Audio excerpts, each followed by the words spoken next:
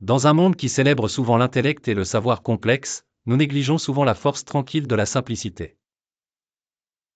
Aujourd'hui, je veux partager une histoire remarquable tirée des enseignements du Bouddha, une histoire sur un homme qui était considéré comme un fou par ceux qui l'entouraient. Son nom était Tokua, et son parcours vers l'illumination est une histoire qui nous enseigne que la sagesse ne vient pas toujours de l'intellect, mais de la pureté du cœur et d'un engagement ferme envers la vérité.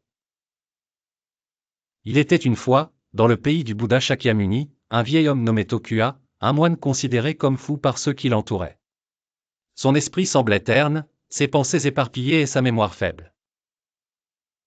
Pour les villageois, Tokua n'était rien de plus qu'une risée.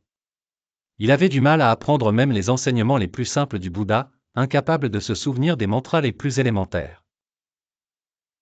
Pourtant, malgré tous ses échecs, Tokua était déterminé. Chaque jour, il pratiquait, chaque jour il essayait à nouveau. Peu importait le nombre de fois où il trébuchait, il n'abandonnait jamais. Cette détermination inébranlable était quelque chose que Bouddha voyait clairement.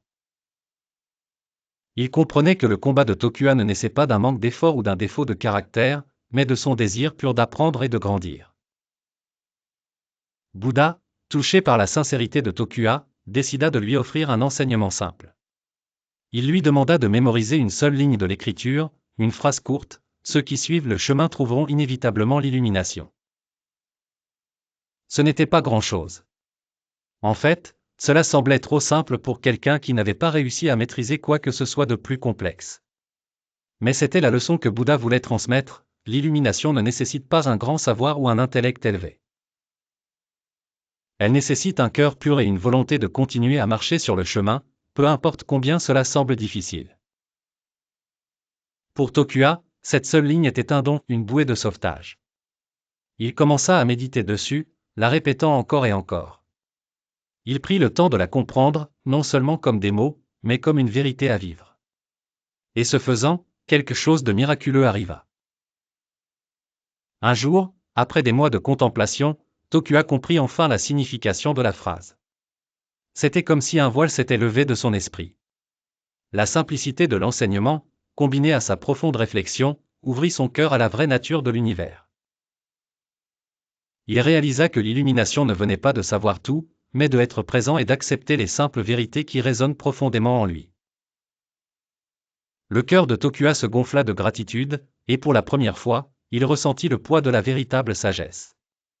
Il n'était pas devenu un érudit ou un philosophe. Il n'avait pas mémorisé des centaines d'écritures. Ce qu'il avait fait était bien plus important, il avait cultivé la pureté de cœur nécessaire pour voir la vérité dans la simplicité. Mais malgré sa nouvelle sagesse, Tokua faisait encore face à la moquerie. Il était devenu connu parmi les autres moines comme « le fou » et était souvent raillé pour son apparente absence d'apprentissage. Pourtant, Tokua restait imperturbable. Il en était venu à comprendre que la sagesse ne concernait pas les opinions des autres. Il s'agissait de paix intérieure et de compréhension. Un jour, quand Tokua fut invité à parler devant un rassemblement de moines, les autres moines étaient impatients de se moquer de lui.